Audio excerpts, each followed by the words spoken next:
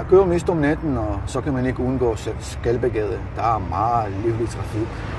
Jeg har set mange piger, der ikke har det særlig godt. Jeg kan huske især en episode. Det var en pige, hun kom væltende foran bilen. Ja, det var sgu tæt på.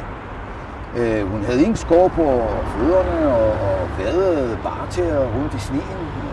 Hendes ansigt var småt ind med blod. Jeg lader hende selvfølgelig komme ind i bilen, når hun synker sammen. Det var virkelig sørgeligt. Jeg spørger hende, om ikke jeg skal køre hende på skadestuen. Og pludselig så, der fanden ved hende. Hun begynder at råbe og skrige og spytter blod ud af munden. Hun har virkelig travlt med at gå mod bilen. Det kan næsten ikke gå stærkt nok. Så ja, hvad kan jeg gøre? Jeg kører jo bare taxa. Og her i Skalbækgade, der er brug for ambulancen.